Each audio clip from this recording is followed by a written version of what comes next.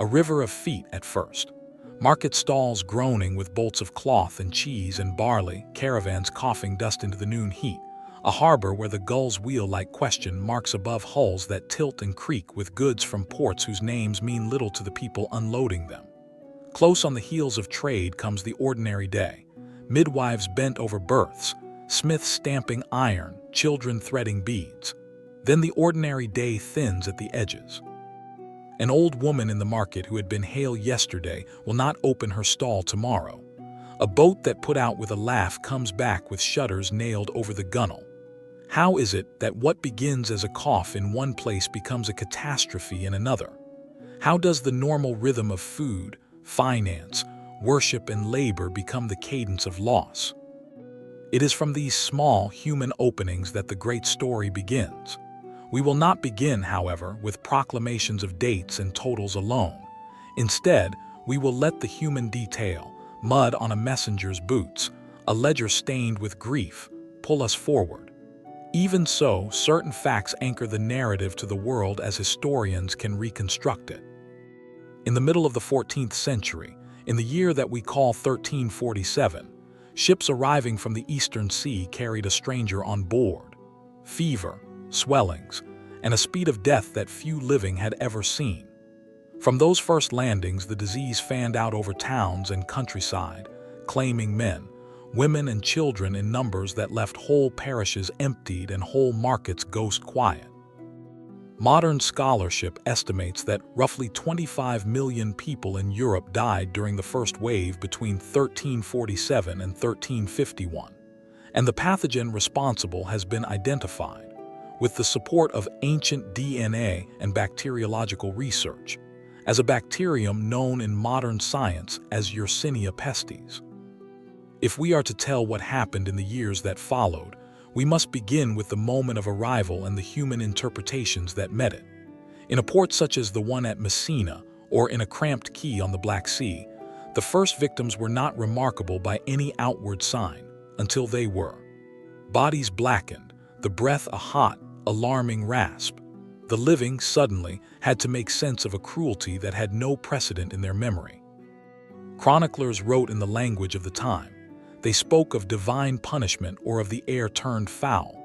Others reached for the language of balance and humors, of miasma and poisonous vapors.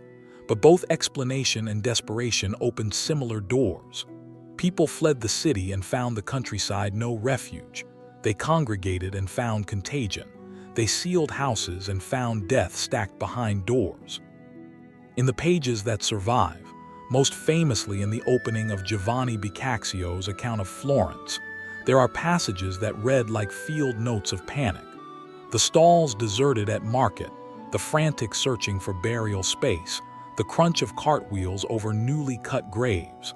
Such human testimonies give texture to the statistics. How did contagion travel so quickly across a world that moved largely by sail and cart? The engines were the well-worn arteries of commerce. Grain sacks, merchant ships, mule trains. Ships that steamed down from the ports of the Black Sea carried not only wheat and cloth, but also animals and flecks of dust that harbored the small, secret hosts, rats and their fleas, capable of bridging species in space. Trade, colonization, war, and migration are ordinary in human affairs. The same ordinary channels that made life richer also made it vulnerable. This is not a tale of villainous machines. It is the story of how interdependence can magnify misfortune when the invisible meets the crowded.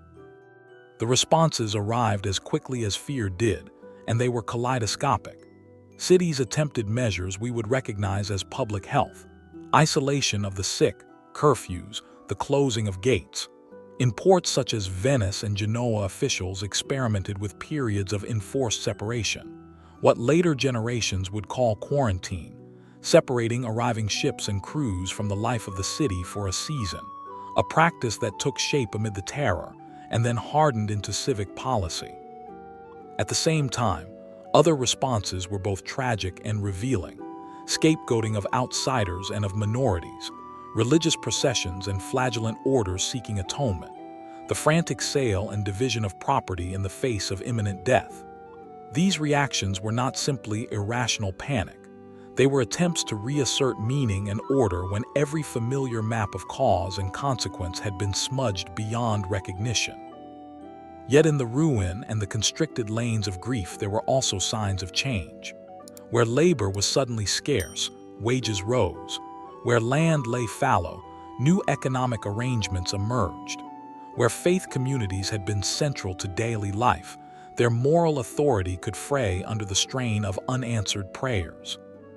The long social consequences of the catastrophe, shifts in labor relations, reconfiguration of property, the uneasy growth of towns and merchant classes, did not spring forth immediately like flowers after a storm. They unfurled slowly in the quiet that followed the scream. Historians continue to debate which consequences were direct and which were contingent, and how much of the later transformation of Europe can be put down to the devastation of those years, and how much to longer, deeper currents of climate, migration, and political change. That debate is itself part of our story. It reminds us that history is not a single voice, but a chorus of interpretations. Listen for a moment to a single household in discomfort. A tanner in a riverside town secures his ledger and takes his children into the fields. The neighbors lock their door. The priest passes by, asking questions but getting no answers. A woman whose husband has gone to the city brings back the news that the markets are silent and that craft guild meetings have been postponed until God shows mercy. In another town, a magistrate debates whether to bar outsiders. In a port, a captain hides the evidence of illness to avoid being turned away. These scenes, repeated in infinite permutation, compose the human music of catastrophe. They are not merely illustrative. They are the very tissue from which social memory, law, and policy will later be woven. Questions accumulate. Could contemporaries have known the microscopic truth that we now know? To ask this is to mismatch the tools of centuries. A medieval physician did not have the instruments or the conceptual framework that would only be built many generations hence. Yet, in confronting the unknown, people improvised practices, avoidance of crowded places, rudimentary isolation, rules for handling the dead, that bear a familial resemblance to later public health measures. They learned, wrongly at times and rightly at others, through a mixture of observation, ritual, and force. The tension between perception and reality, the extent to which social measures actually reduced transmission versus the extent to which they were symbolic, will be a returning question of our narrative. It will shape how we understand the later emergence of science and public institutions. There is also the question of language. How do you speak of a calamity that removes names faster than sentences can be formed? Where the archive survives, it preserves lists of the dead, inventories of abandoned goods, the terse records of tribunals. But the archive is always partial.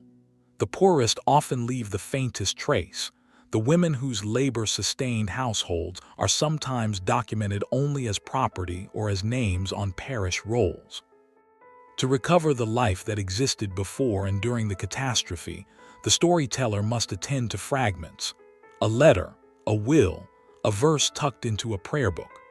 Those fragments allow us to imagine, not to reconstruct perfectly, the texture of ordinary lives pulled into extraordinary events. As the sun sets on this first stage of our tale, the world that the plague met was a world already in motion. Trade, pilgrimage, and political contest had been knitting regions into tighter connections, into dependencies that would become strengths, and in times of disaster, vectors. The arrival of the disease in the second half of the 14th century confronted societies with a question that would reverberate through the coming centuries. What should a community be when its ordinary mechanisms of care and governance are themselves strained almost to breaking? The answer was not immediate. It would be attempted in many forms: legal, spiritual, economic, and scientific, across the eras to come. We leave this opening at a point of brittle waiting, towns smoldering with grief, sails stretched toward uncertain harbors, the hum of life suppressed but not extinguished. The next step is to move from the immediate catastrophe to the slow, muscular responses that would press against ignorance. Responses that would, over generations, become the grammar of public health, and in another age, the laboratory sciences. Along the way, we will meet the people who tried to read patterns in plague's terrible spread. We will trace how their ideas gathered force, and we will watch how societies that once trembled under contagion began, tentatively and unevenly, to build sturdier houses of knowledge. When the bells had tolled and the carts had stopped coming through the market, the first laborers to return were the ones who had nowhere else to go. They came back with calloused hands, with the marks of poverty still on their clothes, and with stories that moved like the slow swell of a tide. How a cousin fell in a single night, how a neighbor's house was bricked up with the living inside, how the graveyard grew like a new field of stone. The immediate terror of loss was only the first force the world felt. The second, quieter pressure was economic. The missing bodies left missing labor, and where labor is missing, the shape of society bends. Out of that bend, laws and customs were stretched and sometimes torn. Lords whose domains had relied upon enforced service found their harvests uncared for. Artisans in towns discovered that wages could now be argued for rather than demanded as charity. Men and women who had once been bound by tenure or by tradition found bargaining power in a scarcity no one had invited. Governments reached for tools that the old statutes did not imagine: price controls, edicts commanding workers to stay in place, and punishments for those who demanded higher pay. In England, the attempt to freeze wages and obligations in law, an attempt that read like a patch upon a rent-torn garment, met both compliance and resistance. The what-ifs of fairness and the who-gets-what of survival would unravel and reknit communities in unexpected patterns. The economic changes did not happen as a single, tidy transformation. They unfolded unevenly, region by region, and their consequences would be argued by historians for centuries to come. Imagine a village afternoon in the years after the first great deaths. A plowman who in the previous decade could not leave the land without a master's leave now hears of a master who will pay him coin for work, and he weighs the possibility of moving to a town where artisan shops hum with new business. In a seaside town, a widow whose household once relied on the rent of a small parcel of land now finds she can sell produce more profitably. In a parish church, the priest counts fewer offerings but more frantic requests for masses for the dead. These intimate reckonings, small moral calculations about where to go, whom to marry, which debt to repay, are the actual engines of large-scale change. They produce demographic shifts. Some villages contract into ruin and are left to grass. Others consolidate and attract new migrants. They reweave social fabrics in ways that are only visible if one looks close enough. At the level of institutions, the shock of death provoked a search for mechanisms that might limit future catastrophe, or at least make a community less helpless. Ports and city councils, which saw the swiftest passage of people and goods, were among the first to attempt systematic measures of containment. One of the earliest formal ordinances that looks like our modern idea of an enforced waiting period was enacted on the Dalmatian coast when the magistrates of the maritime city that we now call Dubrovnik required incoming travelers and ships to remain at a distance for a specified time before landing. This practice of isolation, first recorded in the year 1377, is the ancestor of quarantine as a civic institution. 2 generations later, other maritime republics, learning both from dread and from pragmatic calculation, built islands and facilities to hold those suspected of carrying the pestilence, converting geography into a buffer between the healthy and the feared. The island that the Venetians turned to in 1423, an island that would be called a lazaretto by a language that later made 40 days a word for enforced waiting, stood at once as a place of care and as a place of exclusion. On its beaches the sick lay under simple shelters. On its wharves officials registered the names of captains and the provenance of cargoes. Its rules were as much about commerce as they were about mercy. The lazaretto was an architectural answer to a moral problem: how to keep a mercantile republic alive and solvent while acknowledging that illness could ride the same ship as profit. Such places were not only health measures, they were political devices, tools of sovereignty that asserted who could pass and who must wait, who counted as member of the civic body and who was, for a time, an outsider. Alongside public measures, medicine itself was pressed into new roles. The practitioner in the town square, an apprenticed barber surgeon, a university-trained physician, a traveling apothecary, found the terrain of practice unexpectedly public. Some physicians, like the French surgeon whose life bridged the plague years, wrote in the pause after catastrophe. His texts were careful inventories of wounds and tools, of observations about which remedies seemed to comfort though not necessarily cure. His survival from the pestilence and his later writings made him a figure in the living memory of practitioners who sought to reconcile learned theory and messy bedside reality.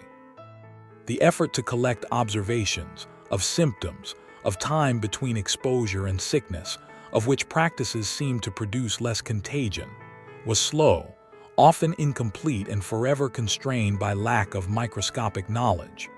Still, the impulse to record, to systematize, and to share took root. It would flower, centuries later, into an institutional science. But already in these years there were teachers, apprentices, and guilds who spoke of standards and of ways to reduce suffering, and who sought legitimacy in both tradition and experiment. The cultural archive also changed. Art, once chiefly commissioned to comfort patrons and pray for souls, took on new imagery of mortality. The motif of the dance of death, skeleton figures leading popes and peasants alike in an equalizing procession, appeared on walls and in poems, a didactic image that made theological and social sense of an experience that otherwise admitted no tidy meaning. These images were not mere morbidity, they were social commentary, a public way of converting fear into narrative. When a parish painted its wall with the visage of a crowned death, it asked its congregation to remember the fragility of rank and to consider the shape of a life measured against inevitable ending. The chorus of such images across towns and cities made mortality into a common language, and in a practical sense, channeled grief into rituals that communities could perform and thus endure. And yet there was violence alongside piety. The same year that some breathed a cautious relief and tried to adapt, others searched for culprits. Minority groups found themselves blamed and persecuted. Accusations of poisoning wells, of secret conspiracies, and of moral corruption were too easily grafted onto mortality's bewildering arithmetic. The social flame of accusation consumed many who were inconveniently visible: merchants who trafficked across faiths, itinerant groups, and others who could be singled out as scapegoats. These outrages were not mere footnotes. They shaped migration patterns, reconfigured community trust, and altered legal practices about evidence and testimony. The attempt to find a visible cause for invisible calamity revealed as much about human psychology and power as it did about pathology. From the brittle center of panic and policy came incremental institutions of charity and care. Hospitals, which in older societies had often been extensions of monastic provision, evolved in some urban spaces toward more public roles. Foundations and confraternities that once administered alms now oversaw shelters for the poor and infirm in ways that blurred the line between spiritual duty and civic responsibility. Some of these institutions were small and local, rooms offered to the needy in guild halls or a merchant's endowment for a hospital bed, while others acquired permanence. The very existence of such places made care into a public concern rather than only a private obligation, thereby changing expectations of what a community owed its weakest members. What of knowledge? The survivors of catastrophe carried stories and inventories. The record keepers, clerks, notaries, physicians, abbots, kept lists of the dead and the goods abandoned.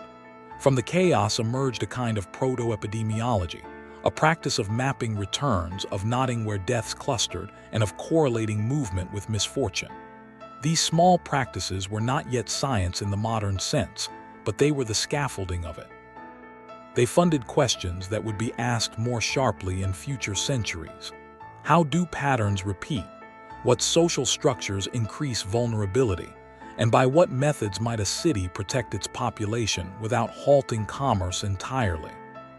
Across the late decades of the 14th and into the 15th century, the world adjusted in ways both ordinary and epical. Trade continued, because commerce fed cities and because people, inexorably, are inclined to resume their livelihoods. Law continued, and with it the tensions between authority and subject, between custom and innovation, that had always governed public life. In some places, social unrest spilled into outright upheaval, as those who expected a new order found their hopes frustrated. In other places, gradual reform took hold as councils and guilds learned to balance the imperatives of work and the demands of safety. The arc of these decades contains a lesson in human adaptation that is not triumphalist. The very practices that protected in one season could become instruments of exclusion in another. The lazaretti and isolation islands that once kept a city alive could be turned in other times into places of exile. Laws that fixed wages in the aftermath of scarcity could provoke insurrection when they seemed to freeze advantage in the hands of the few. The past presents its answers as compromises, partial, often imperfect, sometimes cruel, and yet also the only feasible responses people could imagine with the tools and moral orders available to them. As the light of this section fades, a question lingers in the narrator's ear. If the late medieval world learned to adapt by making new institutions and new vocabularies for death and care, how would those habits of mind and governance travel forward into the modern age? How did the practice of isolating a ship's crew on an island, or of registering the names of the injured, become transformed into a systematic public health that would confront very different epidemics in the centuries to come? The answer, as we shall see, lies in cumulative chain, the slow accretion of law, of administrative practice, of recorded observation, and of cultural memory. Those accretions are the quiet work of history. They do not announce themselves as revolutions, and yet they furnish the world with tools that future generations will use to reckon with contagion on an ever larger stage. After the immediate convulsion of deaths and the slow nodding of new laws and customs, a different kind of work began, less the urgent mending of ruptured households than the quieter craft of seeing and of counting. If the previous section closed on a world that had been shocked into new practices of exclusion and care, what followed was the long, patient construction of tools for knowing. Lenses, ledgers, charts, hospitals turned into laboratories of observation. The story we now track is not a single discovery, but a cascade of small changes in perception, each one nudging societies toward a different grammar for interpreting disease. Imagine a narrow Dutch workshop in the year 1670, a room lit by pale northern light and by a single lamp, where a self-taught draper turns glass and studies a droplet of pond water through a tiny lens. He sees motion, myriad animalcules, and writes with astonishment to learned societies about an unseen world that had, until then, been denied to human sight. That man, Antony van Leeuwenhoek, did not announce a cure for plague or a remedy for fever, but he did something more foundational. He insisted that there were living agents too small to see with the naked eye, and he showed how the instrument of careful observation could reveal them. For the long arc of medicine, the revelation of a microbial world would be one of the slowest and most consequential shifts in possibility. Alongside the microscope's revelation ran another current, the idea that numbers could make the invisible visible in a different way. In a modest office in the bustling city of London, a haberdasher named John Graunt took the weekly death lists, those brittle, official bills of mortality, and began to read them not as God's inscrutable finger, but as patterns to be analyzed. He counted names, seasons, and places. He measured the rise and fall of specific causes of death. He composed the first rough life tables that would let people estimate, however imperfectly, how long a child might live. What looks at first like pedantry, a draper doing arithmetic with parish records, was, in fact, the birth of a statistical imagination for public life. If the plague had taught societies to isolate and to grieve, Grant's enterprise taught them to ask, where are deaths clustering, and might those clusters point to causes or to preventable conditions? The habit of counting and of mapping opened a practical pathway toward policy. The Enlightenment lent an intellectual wind to these practical currents. The age's insistence on empiricism, on careful recording, experiment, and the slow accumulation of evidence provided social legitimacy for observation as a civic virtue. Learned societies gathered curiosities and instruments. Hospitals began to appear not merely as charitable refuges for the pious poor, but as sites where physicians could compare cases, test hypotheses, and teach apprentices the discipline of bedside observation. By the turn of the 19th century, the hospital had slipped from the margins into the center of medical formation. Wards became classrooms, and case notes became the raw material for argument and revision. In these rooms, amid the clatter and odor of 19th century life, men and women began to insist on standards of record-keeping that would later harden into the institutional habits of modern medicine. Yet knowledge does not travel in straight lines. Alongside advances in seeing and counting, there were stubborn islands of practice and error. For decades, many physicians explained epidemics in the language of foul air and noxious mists, a theory called miasma which, in certain forms, made practical sense. Filth and stagnation did seem to associate with disease. Resistance to novel ideas was not merely intellectual petulance. It reflected social hierarchies, religious sensibilities, and the limits of available instruments.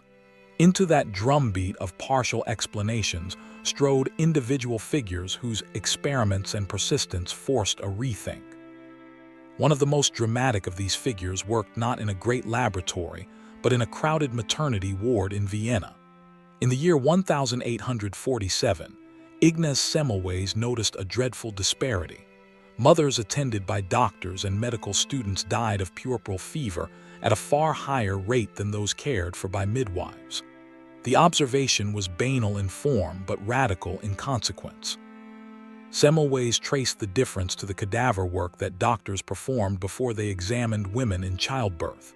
He introduced washing of hands with a chlorinated solution and watched maternal deaths fall dramatically. For a brief, glorious interval, the numbers spoke back unmistakably. Clean hands saved lives. Yet his colleagues, bound by different assumptions and wounded pride, resisted the implication that they themselves might be agents of harm. Semmelweis' story is a crucible. It teaches that empirical success alone does not guarantee acceptance, and that the habits of institutions, of ego, of custom, of power, shape what becomes legitimate knowledge. If Semmelweis demonstrated the moral weight of small acts at the bedside, another strand of innovation remade the theater of surgery. Pain, once the central terror of operations, began to be tamed by anesthesia in the first half of the 19th century. Death, long the frequent companion of surgical triumph, declined as practitioners learned to exclude putrefaction.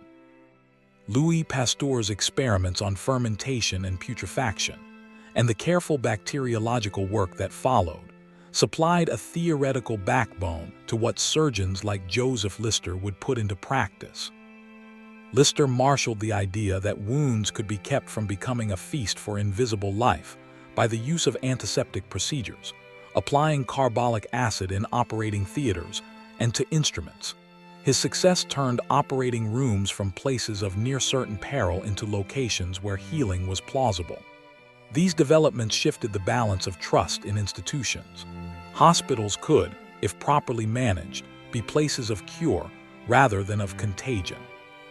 Another thread worth following is the diffusion of preventive imagination, how communities, Administrators and reformers began to act on the conviction that disease responds to organized attention. Edward Jenner's experiments with cowpox in the year 1796 were not only a rural curiosity about milkmaids, but the seed of a practice that would evolve into vaccination. Jenner's demonstration that exposure to a milder contagion could protect against a deadlier one was controversial, even alarming to some. Yet it opened the possibility of purposeful prevention rather than only reactive palliation. The vocabulary, vaccination, immunity, began to circulate through pamphlets, learned journals, and popular debate. While the technical extension of Jenner's idea into other diseases would take many decades and many scientific advances, his work stands as a hinge in the story. For the first time, communities could imagine reducing the risk of disease by deliberate, collective means. Alongside laboratory and surgical advances, the figure of the nurse was transformed from the marginal, often disreputable caregiver to a trained professional claiming scientific competence. In the Crimea and then in metropolitan hospitals, Florence Nightingale's insistence on sanitation, on order in supply and record, and on the moral seriousness of nursing changed expectations about care. Nightingale also used numbers, mortality tallies, and charts to argue for reform. She practiced a form of statistical advocacy that married the personal and the public. Her work reminds us that institutional change is often made by people who combine practical leadership with rhetorical skill. She could walk a ward with a lamp, and then write to ministers with tables that made her case in an idiom civil servants could not ignore. These discoveries and reforms were not uniform. In some regions, hospitals and training schools modernized rapidly. In others, traditional patterns persisted. In the same decades that antisepsis was gaining purchase in some surgical theaters, whole communities continued to rely on ritual cleansings, pilgrimage, or folk remedies. The point is not neat substitution, old practice swept away by new truth, but layering, observation, counting, machinery, and moral argument accumulated unevenly and contingently, producing local ecosystems of knowledge that sometimes contradicted one another. What emerges from this era is a picture of medicine as an increasingly public enterprise, the appearance of hospital wards as sites of training, the rise of official registries and mortality counts, the use of charts and experiments to persuade not only peers but town councils and parliaments. The technical vocabulary of microbes, immunity, and antisepsis grew alongside administrative vocabulary, surveillance, registration, sanitation. When problems were rephrased from individual misfortune to collective risks, when an outbreak was mapped, counted, and discussed in civic chambers, the political stakes changed. Health became not only a private concern, but a matter for municipal and national action, with debates about liberty, commerce, and duty folded into any proposed remedy. And so we arrive at a hinge in our larger tale. The laboratory discoveries of lenses and microbes, the statistical habits that turned death into data, the surgical transformations that made hospitals safer, and the preventive experiments that suggested community-level actions. All of these threads converged as the world's economic and social networks tightened with industrialization and expanding trade. New pathogens would now find new pathways through denser cities, factory dormitories, and steamship lines. The questions that animated thinkers from laboratories to city halls, how to see what is invisible, how to count what is scattered, how to organize care at scale, were about to be tested under different conditions. The next great actor in our narrative will be a disease that moved with modern speed along modern networks: cholera.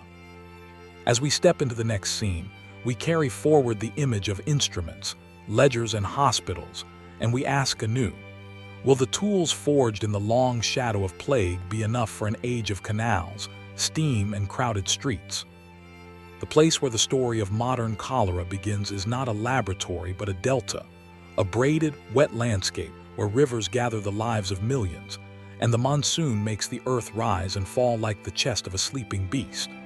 Picture the Ganges Delta in the bright, humid months of the year 1817. Narrow lanes of packed mud, rice paddies reflecting the sky, 1,000 small boats tied at rickety quays, and markets where grain, fish, and cloth exchange hands beneath awnings. It was there, in a place the British would later call Jessore, and which lies between Calcutta and Dhaka, that a violent intestinal disease first took on the scope of a pandemic, and from there it rode human movement outward along the arteries of trade and pilgrimage. The same networks that fed cities and sustained empires carried, invisibly and inexorably, the agent of a new calamity. To follow cholera is to follow water, river currents, wells, public pumps, canal locks, and the joints where drainage meets habitation. Unlike the Great Plague of earlier centuries, cholera laid bare a different logic of contagion. Its violence was local and sudden. A household felled in a day, a street emptied of life in a week, and yet its pathways were mundane. A shared trough, a contaminated cistern, a dinner of rice washed with impure water. In the great sweep of the 19th century, cholera returned again and again. Waves that began in the Ganges in the second decade of that century rolled outward across Asia, Europe, and the Americas, bringing mortuaries of the poor and panic among the prosperous. The map of contagion was not one of mysterious airs, but of pipes, pumps, and filth made visible by death.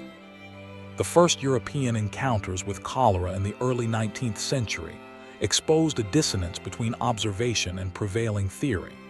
In an age when many physicians explained epidemic disease as the result of noxious vapors rising from swamps and crowded streets, the doctrine then called miasma, the idea that drinking water itself might be the vehicle of a lethal disease, seemed, to many, an abstraction that contradicted experience. If the air smelled foul and people who lived near sewers died often, was it not sensible, the argument ran, to clean the air and to clear filth?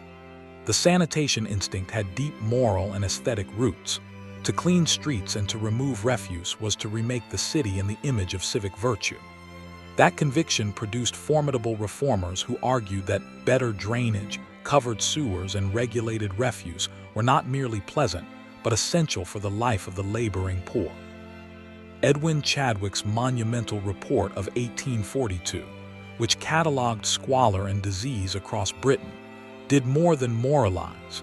It gave an administrative vocabulary for large-scale sanitary reform and made sanitation a question for state policy.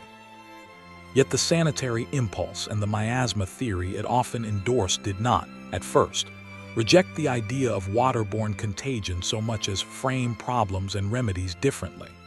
Public health, as conceived by reformers and officials, meant draining streets, removing cesspools, and ordering the city so that the smells of poverty could no longer be read as signs of moral failure. These measures, beyond their rhetorical force, altered the material conditions in ways that would later matter for controlling waterborne disease. The politics of reform were entangled with property, commerce, and status. Campaigns to lay sewers and to build embankments required money, authority, and a public willing to imagine the urban environment as an engineered object rather than a natural accretion. The Great Stink in London, a summer so hot that the Thames itself reeked and forced politicians out of the Houses of Parliament, cleaved politics into action and inertia. It provoked the decision to build a network of intercepting sewers under the direction of a single engineer, Joseph Basil Jett, a work that would change London's landscape and public health over the course of decades. If cities began to be remodeled, the most vivid change in the public imagination came from one painstaking, human investigation in the alleys of an inner district in London. In the summer of the year 1854, a severe outbreak struck the Soho neighborhood. Houses clustered close, laundry hung between buildings, and daily life moved around a shared public pump on Broad Street. Dr. John Snow, then a physician who moved with the precision of a man willing to read the ledger and to walk the streets, compiled addresses and deaths into a map, a simple but lethal geometry that showed cases clustering around the pump. By interviewing families and tracing water supplies, he made a claim. The common water, not the air, explained the pattern. When the handle of the pump was removed, the outbreak subsided. Snow's intervention was neither instantaneously celebrated nor scientifically decisive in the sense we would demand today, but it was epical. It reframed the problem as one of contaminated water and demonstrated the power of local inquiry and mapped evidence to alter civic behavior. Why did Snow's argument meet resistance? The answer lies at the seam of belief and bureaucracy. The miasmatic framework fitted a long moral history and the visual spectacle of filth. It offered an intuitive connection between smell and sickness. Snow's waterborne model demanded attention to infrastructure and the distributional politics of supply, to which pumps served which houses and whose wells were fouled by leaking cesspools. Accepting his view meant accepting responsibilities that many municipal bodies were not yet capable or willing to shoulder. It also required a patience for statistical reasoning and mapped evidence that was only just beginning to win institutional audiences.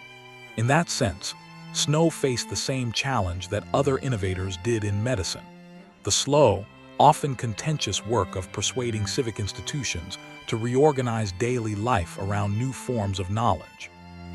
The scientific story moved forward in fits and starts. In the year 1854, an Italian anatomist, Filippo Passini, described comma-shaped organisms in intestinal material from cholera victims. Yet his finding, written in a moment when miasma remained the dominant account, did not immediately overturn orthodoxy. It was only 3 decades later, when Robert Koch isolated the comma bacillus in a pure culture during an expedition in the year 1883 to Egypt and India, and then described it in the medical press, that bacteriology offered a blunt instrument for assigning causation. Koch's work did not erase earlier uncertainties overnight, but it anchored cholera to an identifiable organism and gave a laboratory vocabulary for thinking about infection and transmission. The shift from observation to microbiology reframed public health priorities. If a bacterium could be located and described, then infrastructure and sanitation could be evaluated with a clearer sense of mechanism. The interaction of engineering, administration, and science in the age of cholera is a story of contingencies as much as of progress. The massive sewer projects in London, completed across a period that extended to the mid-decade of 1875, were not merely responses to one epidemic, but to a complex of pressures. The visible foulness of the river, the accumulation of fecal matter in a city whose population had grown far beyond its medieval drainage, and the mounting moral and political weight of reformist voices. Bazalgette's sewers, brick tunnels, and pumping stations designed to intercept waste and carry it downstream, altered where filth flowed, and thus where risk concentrated.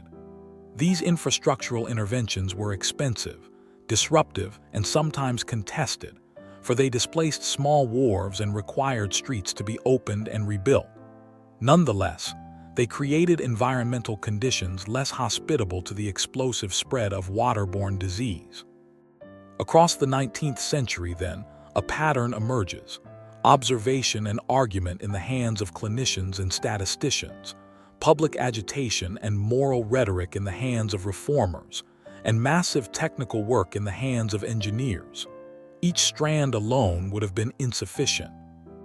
The laborious counting of deaths and the dotting of maps meant little without the political will to fund pipes and sewers. The construction of infrastructure would have had limited effect without the scientific conviction that water could carry the agent of disease. The cholera story is thus a story of translation: how clinical insight becomes civic policy, how laboratory description becomes the basis for engineering decisions, and how populations are moved, sometimes by fear and sometimes by persuasion, into new habits of hygiene and urban design. Yet neither science nor engineering ever provided a complete answer to the social problems cholera revealed. The disease exposed inequalities of access. Poorer neighborhoods continued to rely on shallow wells and pumps placed where drainage was poor, Migrant laborers and crowded tenements experienced higher exposure.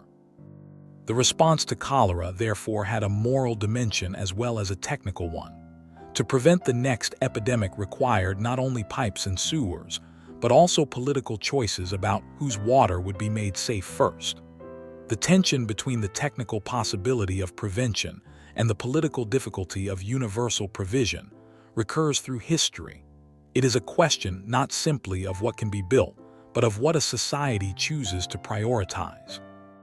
As the 19th century waned, the immediate terror of cholera's great waves diminished in many industrial capitals, though outbreaks continued elsewhere and would reappear in later decades. What remains from this era is a set of transformed expectations, that urban life can and must be shaped by infrastructure, that local inquiry and mapped evidence can expose hidden pathways of harm, and that scientific description, even when initially neglected, can eventually alter the priorities of state action. The cholera story thus occupies a pivot in our larger tale. It ties the old world of pestilence to the modern world of municipal engineering and bacteriology, and asks new questions about responsibility and resilience in crowded, networked societies. In the evening, after a long day of digging a new sewer or of counting yet another list of deaths, people across continents carried home versions of the same uneasy understanding, that the places we make for ourselves, the wells, the pumps, the streets where we meet, are not neutral. They are built at once of convenience and risk. To live well in a city required more than prayer, it required planning. The work of aligning knowledge, politics, and materials would not end with the 19th century. It would only begin to be institutionalized. The next act of our story will take that institutional architecture into a new, brutal test. A pathogen moving over the compressed highways of early 20th century movement and war. A disease that would make the world simultaneously smaller and more perilous. The world had learned to count and to map.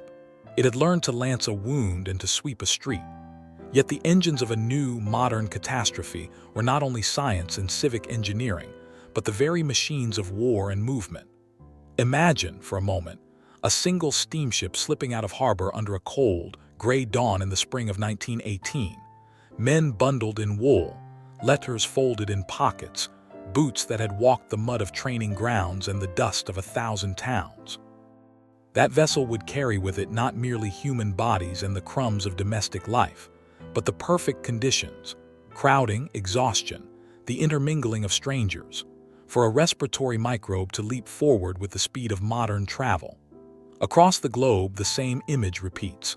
Troop trains, troop ships and camps, trenches threaded along a continent, hospital wards overflowing with men who had already been stretched thin by months of conflict. In these porous, compressed spaces, an influenza virus found a new stage, and the stage would make all the difference. The first wave that historians trace to the spring of 1918 was in many places comparatively mild. Soldiers fell ill, recovered, and returned to duty, their fevers noted in camp logs and their coughs filed beside ordinary wartime sickness. But the virus did not remain mild. By the autumn of 1918, a far more lethal iteration had burst across towns and cities with a violence that astonished contemporaries and later generations. Streets emptied in a single day. Factories, theaters, and churches closed their doors. A well man could be in a box within 48 hours of showing the first alarming inner color of severe lung disease. The pattern of 3 waves, an initial spring surge, a catastrophic autumn surge, and further winter recurrences, emerged with horrifying regularity in many locales and forced civic authorities into choices every bit as fraught as those faced in earlier centuries. When to close and when to open, whom to care for and how to bury the dead. Why did the virus become so deadly, and why did healthy adults, those in the prime of life, suddenly appear at elevated risk? The question has occupied generations of pathologists and historians, and it has no single, simple answer. Some investigators have pointed to the novel virus's genetic makeup, a strain with avian elements that, when it entered human populations, may have elicited an unusually severe reaction. Others highlight host factors.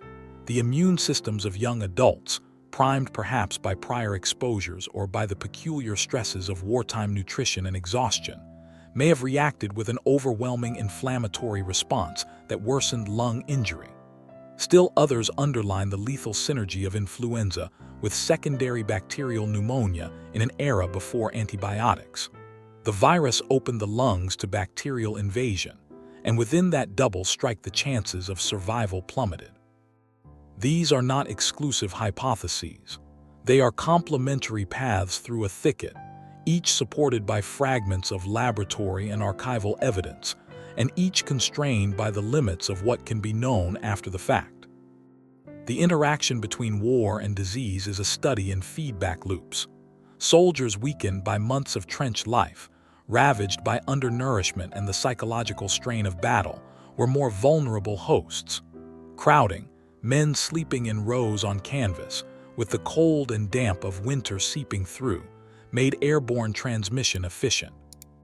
Troop movements acted as conveyors, knitting together continents with lines of infection, while the simultaneous movement of refugees and trade knitted infection into the fabric of civilian life. Military hospitals, for all their intentions, became amplifiers. Overburdened medical staff, constrained supplies, and the lack of effective therapies meant that simple symptoms could escalate into rapid demise. The war did not create the virus. Rather, it supplied a human geography that magnified a viral event into a global catastrophe. An equally consequential human choice in the pandemic's early months was silence. Governments at war were determined to maintain morale and to avoid giving the enemy any advantage. Censorship hardened into policy. Newspapers in many combatant nations were subject to strict restraints. Mentions of sickness that could be read as admissions of military weakness were suppressed or downplayed. Neutral or less censored presses, by contrast, reported widely on outbreaks. Spain, a neutral country in the war, permitted freer reporting, and so the impression of widespread illness in Spanish cities crystallized in international consciousness and gave the strain its enduring, though misleading, name: the Spanish influenza. The cost of wartime silence was more than a misnomer. It was delayed public awareness and, in some places, delayed civic action. Where local authorities could not acknowledge severity openly, measures such as school closures, bans on public gatherings, or straightforward public advice were patchily implemented, and the pathogen raced ahead of official words. In towns and cities, the response varied dramatically by culture, by political will, and by capacity. In some places, municipal authorities ordered closures of public venues and encouraged mask wearing. Volunteer organizations and civic clubs produced crude cloth masks and distributed them on street corners. In other places, economic and political pressures made shutdowns seem impossible or intolerable. Business lobbies and military priorities competed with civic health. Clergy delivered sermons that tried to reconcile providence and precaution. Mothers watched children grow listless with a fear that had no precedent for many. The choices communities made, whether to suspend a market day, whether to requisition public buildings for care, whether to instruct workers to remain home, were not merely technical. They were ethical and political decisions about which lives to protect and which to expose. Those local experiments in policy produced a rough comparative literature of outcomes. Cities that acted early and decisively tended, in many recorded instances, to see less acute mortality at the peak, though the relationship was complex and conditioned by many factors. Personal stories make these calculations visceral. A Midwestern nurse writes in a ledger of the year 1918 of wards filled with men who smelled of coal and disinfectant, of mothers bringing children with a fever so high that the child's eyes shone like small bright coins. A captain on a troop ship records the horror of sailors dying in their bunks and the hush that falls over a mess hall where only the living eat. Families learned new rituals. A rushed burial without the usual procession, letters mailed with trembling hands that never reached their destination, telegrams curt and final with a single syllable that unmade a life. Markets of grief sprang up in every city, lists of names, benefit dinners for widows, petitions to authorities for help. The pandemic produced a human geography of sorrow, clusters of loss that left their traces in parish registers, in municipal mortality tables, and, in many cases, in the fabric of memory that communities stitched into their stories. The pandemic's demographic footprint reshaped societies in quieter ways as well. The death of many adults in their working decades created labor gaps in factories and farms, and families reorganized around absence. Orphans multiplied, pensions were stretched. The psychological toll of a generation that had already suffered war losses accumulated into attitudes toward illness and to state responsibility. Some historians argue that the pandemic altered the political temperament of the moment, intensifying demands for social supports and public health systems, while others caution that such links are complex and contingent. The truth insists on nuance. Shock can accelerate pre-existing trends even as it reinforces reactionary retrenchments. As the winter of 1918 to 1919 turned toward spring, the worst immediate mortality ebbed in many places. The measures taken, the buildup of some clinical experience, and perhaps the virus's own evolutionary shifts combined to reduce the panic, though localized resurgences continued. The world, exhausted by 4 years of war and then by months of fever, turned to practical questions of recovery: how to count the dead, how to provide for the bereaved, and how to memorialize a catastrophe that had no obvious single battlefield. Yet the pandemic left behind a battered infrastructure of public health and a new vocabulary: immunity, pandemic, respiratory spread, that would enter civic conversations for generations. The interplay of war and influenza had shown that modern movement makes modern risks. The tools of modern life, transport, mass housing, and global commerce, would henceforth be understood as both achievements and liabilities. Before we move on, the narrative leaves open questions that will return like a refrain. What precisely made this virus so lethal where others had not been? How do policies enacted under the pressure of war reveal the ethical choices embedded in public health? And what does it mean for a society to carry collective trauma from both war and disease at once?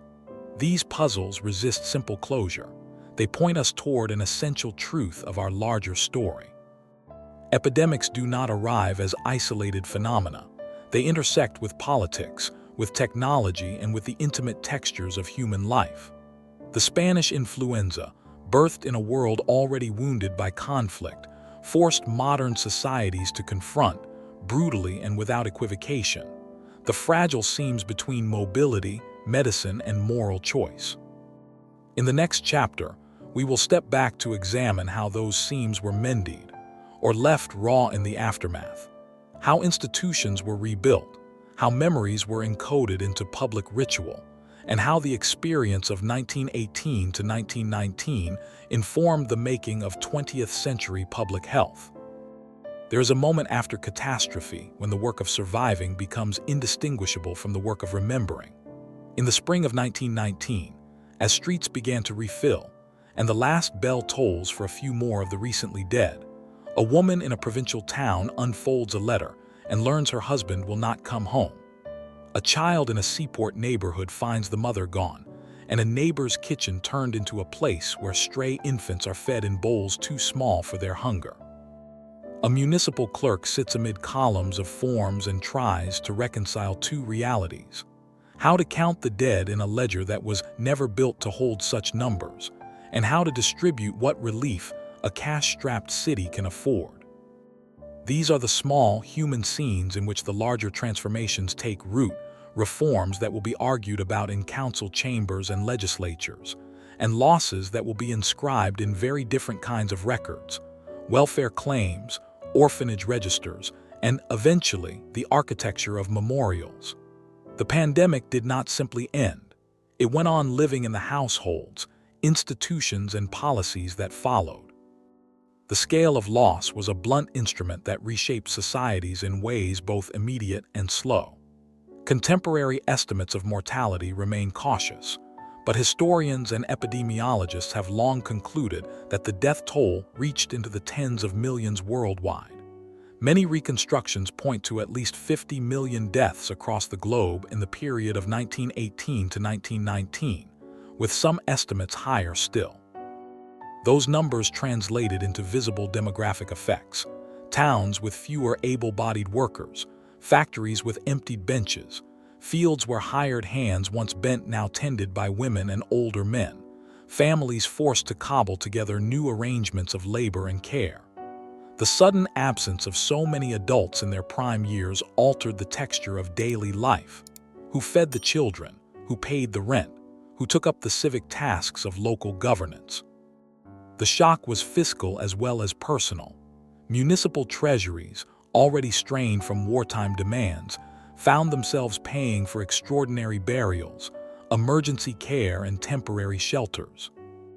One of the most visible and tragic consequences was orphanhood. Cities and rural parishes recorded large numbers of children who lost one or both parents in the span of weeks.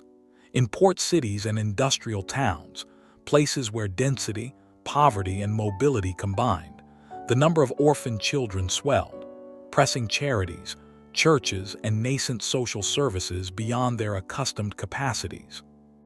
Contemporary relief committees and later demographic reconstructions documented a rise in the need for institutional care, informal foster networks, and ad hoc household reconstitution.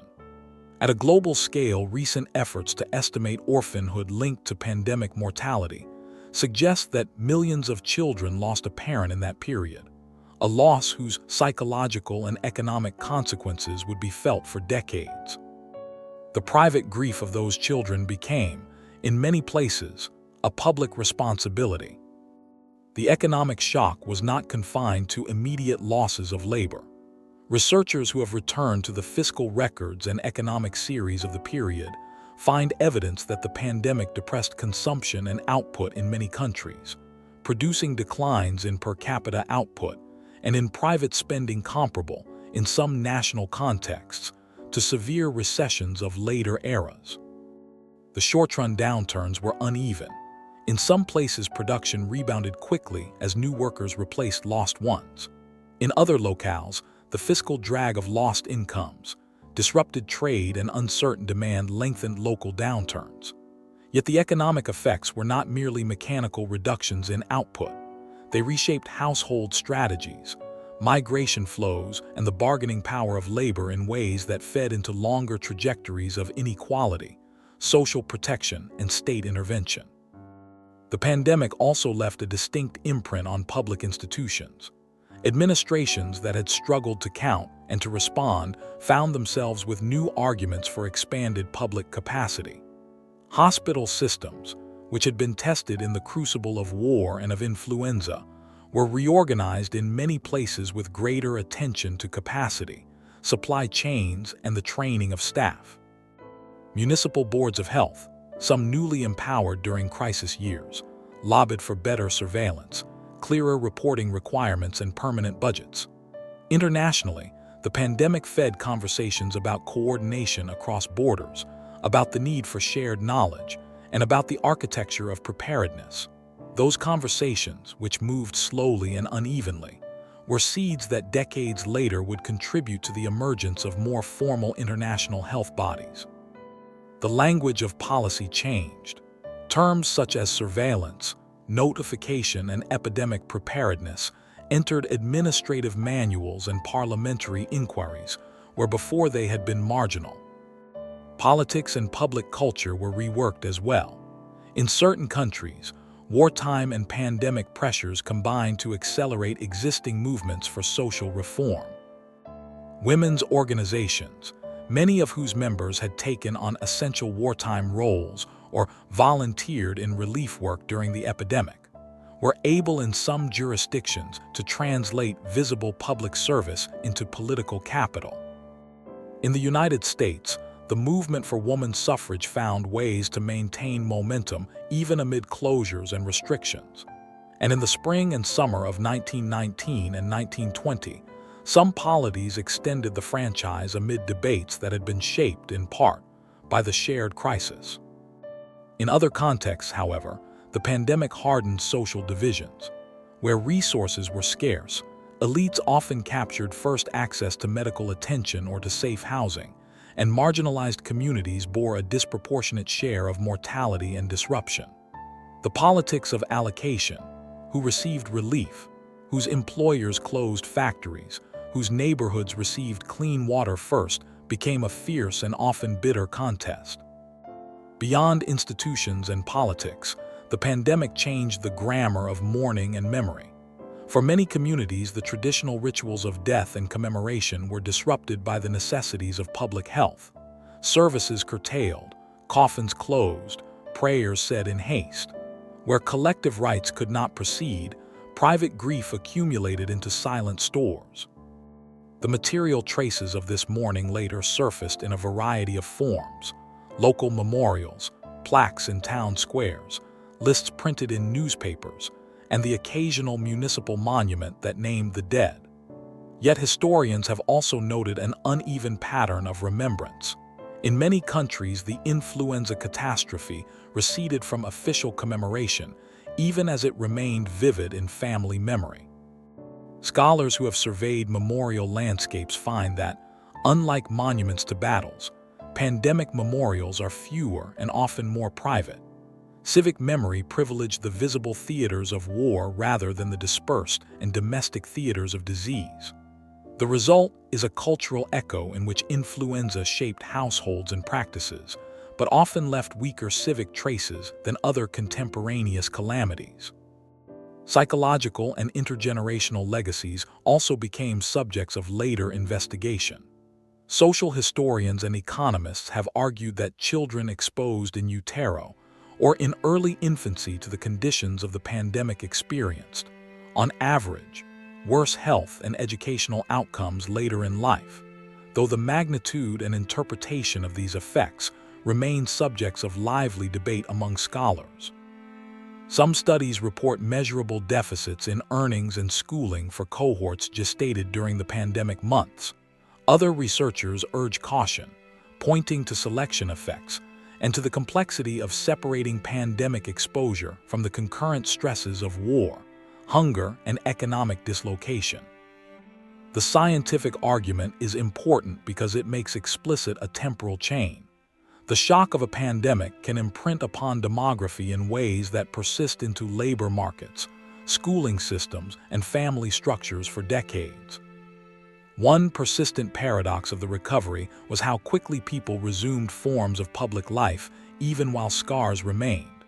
Markets reopened, fairs returned, and sports fixtures were scheduled once again because human societies require forms of sociability to sustain trade and culture. At the same time, the memory of shortened lives and the habit of precaution altered social practices in subtler ways. Public hygiene campaigns continued, masks remained a contested technology, and manufacturers of household goods advertised cleanliness as a civic virtue. Commerce learned to accommodate disease. Advertising and popular media folded early public health messages into product narratives, sometimes in helpful ways, sometimes cynically. The cultural afterlife of the pandemic thus combined practical reform with the uneven work of forgetting. The distribution of suffering and recovery also revealed enduring moral questions about solidarity. Which institutions should bear the cost of care? How much should the state intervene to guarantee basic security after a mass shock? In some polities, the experience of the pandemic fed arguments for expanded social insurance and for public responsibility for health. In others, retrenchment and austerity took hold when fiscal realities collided with popular need. Histories of social policy in the 20th century trace some of their impulses to the wartime and pandemic years. The idea that the state could, and perhaps should, play a larger role in ensuring minimum standards of public health and social security gained adherents and adversaries in equal measure. But the path from crisis to reform is never automatic. It is negotiated in parliaments, in interest groups, and in the small moral claims that citizens make upon one another. At the close of this section of our narrative, we stand amid a world remade in texture, if not always in formal structures. Houses are still full of photographs of the dead. Town clerks still sort ledgers and send relief orders. Municipal engineers begin to plan for better water, waste, and hospital facilities. Women's societies press their cases for suffrage and social reforms.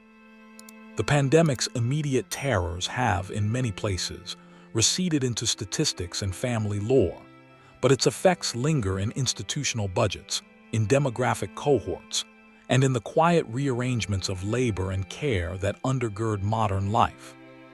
The lesson is double-edged. Catastrophe can expose the fault lines of society and press those lines into new forms of solidarity and policy. And catastrophe can also deepen inequalities and leave long shadows that future generations must reckon with. Questions remain that will shape our final segments. How did memory and forgetting shape later preparedness? How did societies choose which lessons to institutionalize and which to let fade? And how did the experience of a world that had already been ravaged by war change the moral vocabulary of welfare and obligation? The pandemic's human imprint in orphans, in altered workforces, in reformed hospitals, in contested memories, will follow us as we move toward a synthesis of what plague, cholera, and influenza taught the modern world about vulnerability and care. There is a strange kind of architecture to the aftermath of catastrophe.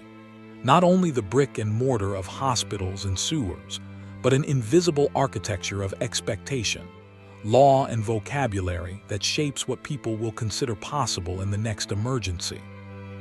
In the years and decades after the great pestilences, the medieval plague, the 19th century cholera waves, the pandemic of 1918 to 1919, societies did not merely repair what had been broken. They built a lexicon and a set of institutions intended to make societies legible to themselves in the face of disease. That lexicon contains words like surveillance and notification, terms that sound bureaucratic until we remember that they emerged from families counting the dead in parish rolls and from doctors mapping deaths by pump and street. The legacy of Contagion is therefore partly linguistic. We now talk about health as something to be monitored, budgeted for, and legislated. What did those newly minted expectations look like in practice? They took form as a set of layered responses. First came municipal reform. Sewers were built, pumps inspected, markets regulated. Second came the professionalization of medicine and public health, trained nurses, standardized surgical procedure, growing systems of medical education and credentialing. Third, there was the slow internationalization of concern, conversations across borders about ports, quarantine rules and reporting standards that would, by the 20th century, take institutional shape. Each of these layers bore the imprint of past disaster, the memory of the pump that had taken Soho's poor, the memory of the lazaretto's barbed exclusion, the memory of mass graves in villages and on battlefields. The combined effect was not instantaneous clarity. It was a sedimentary record of decisions, experiments and compromises that later policymakers could read and sometimes misread. Consider the municipal landscape. The cholera century taught city planners that water was not merely a commodity but a public good, whose safe distribution required engineering and political will. The great stink of the mid-19th century, the unbearable miasma that drove Parliament to act, is a theater in which politics and engineering met with decisive consequence. The massive London sewer works reoriented the city's relationship to its river and to its own waste, altering risk in ways that would be measured in lives saved and in the shifting geography of disease. Those projects were expensive, contested, and uneven, but they are also visible testaments to a new public calculus, a belief that the built environment could be made safer by design. At the same time, the scientific revolution of the 19th century moved apace. Microscopes, bacteriological culture, vaccination, and antisepsis gave medicine new tools and new metaphors. The discovery that discrete organisms could be described, cultured, and sometimes neutralized instilled in public authorities a confidence that intervention could be targeted rather than purely moral or ritual. Vaccination, which began with rural experiments and hesitant adoption, would become one axis of modern prevention. Antiseptic and later aseptic surgery shifted the calculus of risk in hospitals. These accomplishments made hospitals into sites of possibility rather than only repositories of death. They also intensified debates about access, who could benefit from these new technologies, and on what terms. The technical advance of medicine thus sat beside political choices about distribution and priority. The Spanish influenza left perhaps the clearest example of how a single pandemic could reforge political conversation. The urgency of emergency care, the visibility of mass bereavement, and the evident limits of private charity encouraged arguments for greater state involvement in social welfare and public health. In some polities, the wartime and post-war years accelerated commitments to expanded social provision and public institutions. In others, the strains of finance and politics produced retrenchment. Economists and historians have since studied the pandemic's short and long-term economic effects. In many countries, the shock depressed output and consumption in the short term and left complex, uneven legacies in labor markets and public finance. That the pandemic could be read as both an argument for state action and as an occasion for austerity illustrates that catastrophe does not dictate policy so much as open a field of contestation in which political actors pursue different visions of the common good. The international dimension is particularly revealing. Disease was not a purely local problem. Ships, railways, and migration ensured that outbreaks crossed political borders with little regard for treaties. From the mid-19th century onward, governments met in serial sanitary conferences to negotiate common rules for ports and for travel. Such fora were the precursors to institutionalized international health work. Between the wars, the League of Nations established a health organization that experimented with cross-border notification and technical cooperation.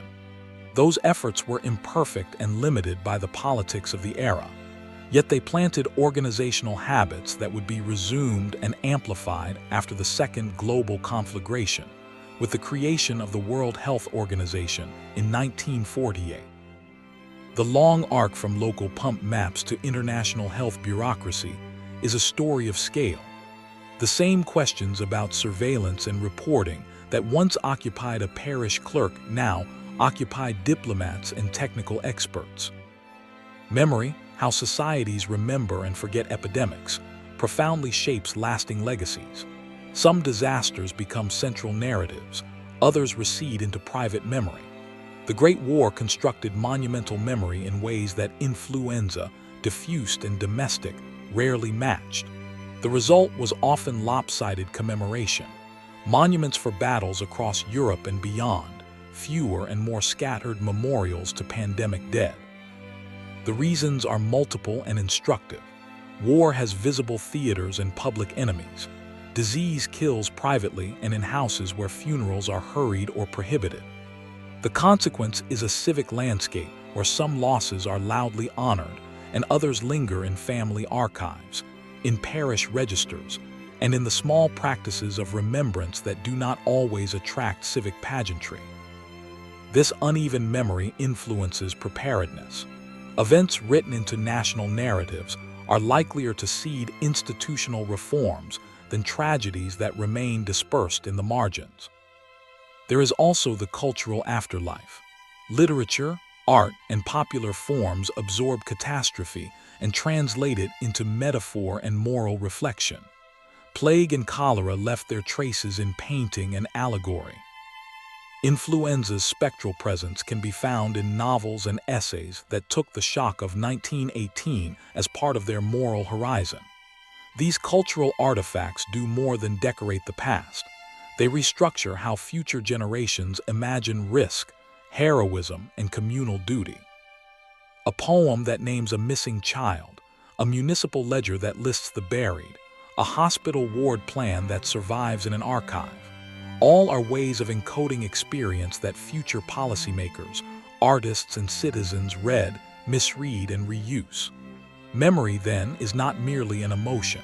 It is a resource and a register. Yet if we praise the emergence of public institutions and scientific tools, we must also reckon with what these innovations did not fix. Epidemics exposed and often widened inequalities. Access to safe water, to trained caregivers, to quarantine space, and to swift information was distributed along lines of class, race, and empire. In colonial settings, the allocation of sanitary resources frequently mirrored imperial hierarchies. In industrial cities, wealthier districts usually benefited from infrastructure investments sooner than working-class neighborhoods. The pattern repeats across centuries. Technical fixes without political commitment to equitable provision leave vulnerabilities in place. This observation leads to a stubborn conclusion. Scientific knowledge and engineering skill are necessary but not sufficient for health. Political will and moral choices about distribution determine who benefits. A further, paradoxical legacy is the normalization of surveillance itself. The practices that grew from counting deaths, registries, notifiable diseases lists, routine reporting, became tools for governance. In time, they allowed timely responses and clearer assessment of risk. They also created bureaucratic apparatuses that could be used for other ends, and that sometimes made marginalized peoples more visible to the state only in the form of pathology. Thus, the post-epidemic expansion of knowledge about populations carries ambivalent meaning. It offers improved capacity to save lives while also initiating data practices that require ethical scrutiny. The modern project of public health is therefore inseparable from questions about privacy, consent, and the politics of data that in many ways are the intellectual heirs of 19th century record-keeping. What then are the durable lessons embedded in these three great contagions? The narrative we have been following suggests several interlocking claims. First, infrastructure matters. The quality of water, drainage, and housing shapes exposure in ways that no technical miracle can immediately erase. Second, knowledge travels unevenly. Evidence may precede policy, but persuasion, politics, and institutional culture determine whether and how it is applied. Third, pandemics are as much social phenomena as biological ones. They reveal fault lines of inequality, reconfigure labor and care, and press societies into ethical choices about solidarity. Lastly, memory matters for preparedness.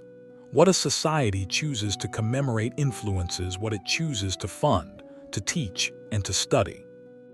All of these claims carry obligations for storytelling. To narrate epidemics is to attend both to microbes and to markets, to hospital charts and to guild ordinances, to scientific papers and to parish rolls.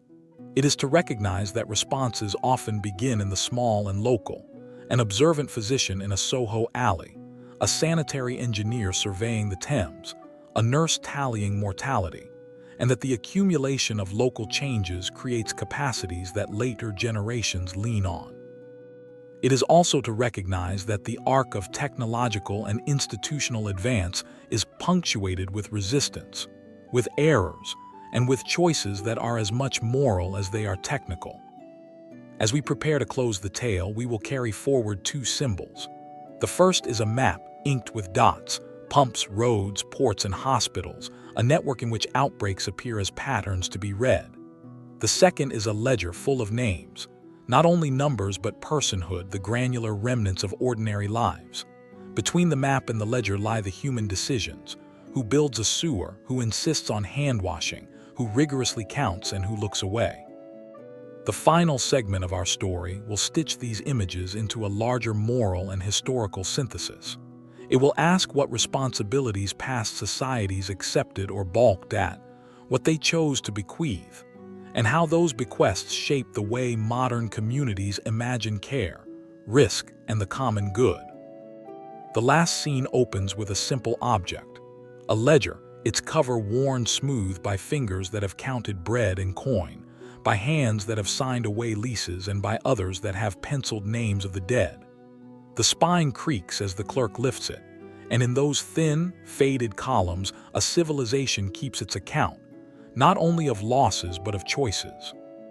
To close the loop of our narrative, we will follow that clerk from the dim municipal office into market streets and into laboratories, from whispered family rooms to the bright, bureaucratic halls where nations debate what a public duty should be. The question that will echo through the pages still unread is both practical and moral. What do societies keep when catastrophe passes, and what do they choose to forget? We begin with an institutional image that seemed improbable to medieval eyes, an organization convened by nations to watch, to share, and to act on health threats that cross borders. In the year 1948, a new global body's constitution came into force, and its first assembly met in a lakeside city in Europe. That organization, the World Health Organization, was conceived in the shadow of 2 world wars and a century of mounting technical capacity. Its early priorities included malaria control, tuberculosis, maternal and child health, and environmental sanitation. The founding of such a body marked a recognition that microbes do not respect political lines, and that some problems are, by their nature, international. The WHO's establishment did not solve the dilemmas of funding, sovereignty, and equity. It simply put a new instrument into the hands of governments who had decided that health required at least one common table. If institutions were being knitted at the international level, the fabric of memory and local life proved far less tidy. After the pandemic of 1918 to 1919, communities handled grief in ways that often made the event both intimate and diffuse. Funerals shortened, names recorded in ledgers rather than on grand monuments, and remembrance folded into small domestic rituals.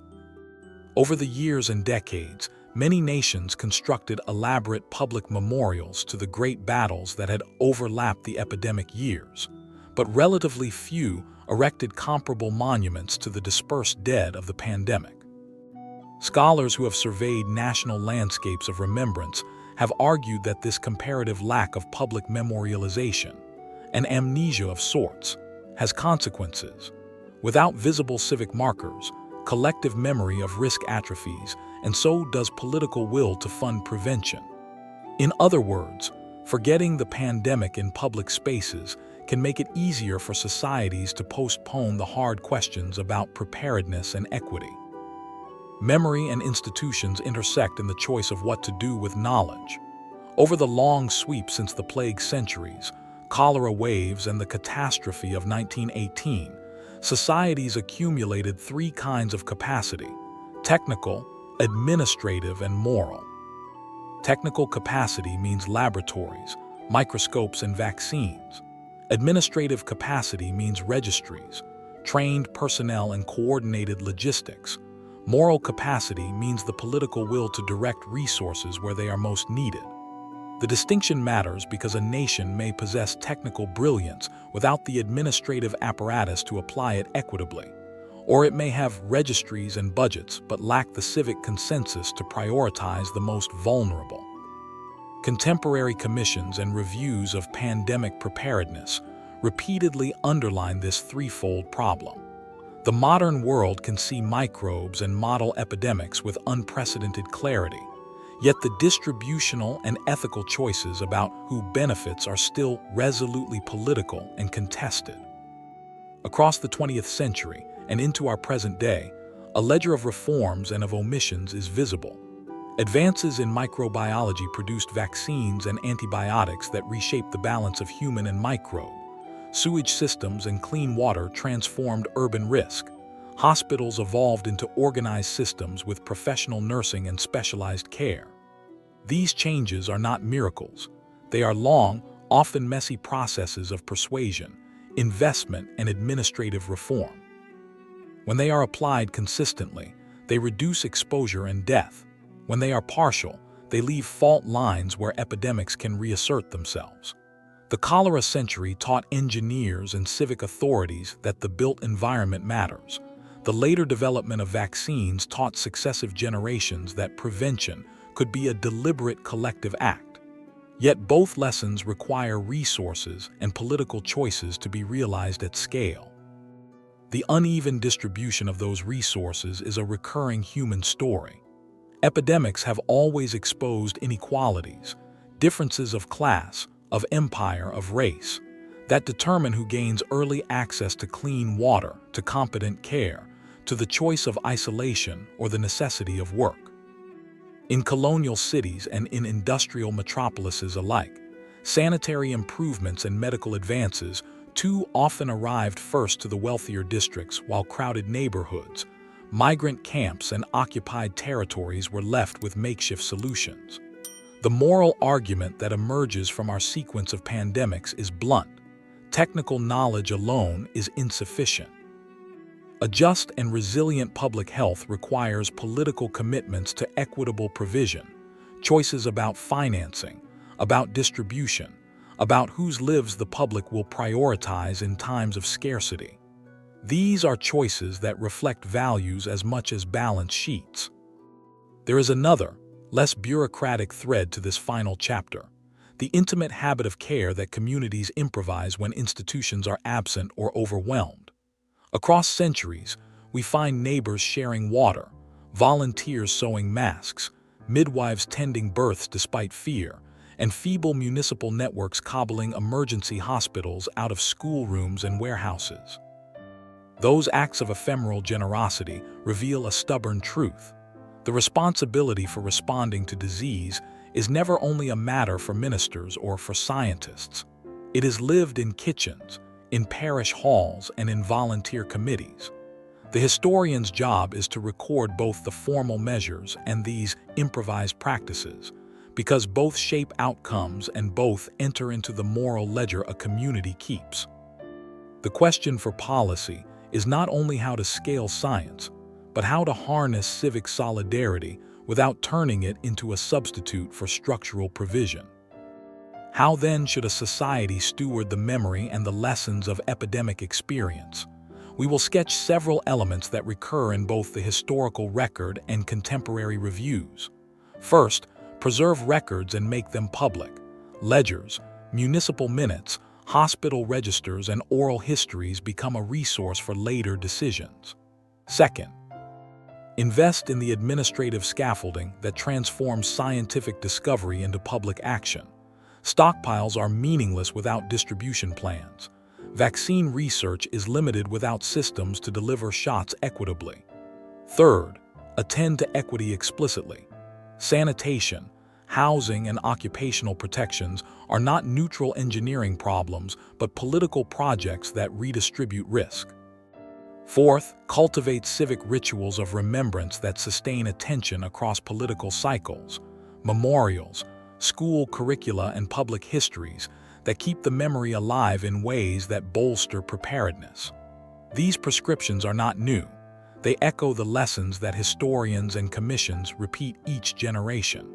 The difficulty is not the novelty of the advice, but the persistence of the political will to implement it. No historical account can name a single set of policies that will always work, because each epidemic arrives with its own biology and each society with its own politics. But history does supply stable heuristics. Count carefully and honestly. Make infrastructure choices with distributional consequences in view.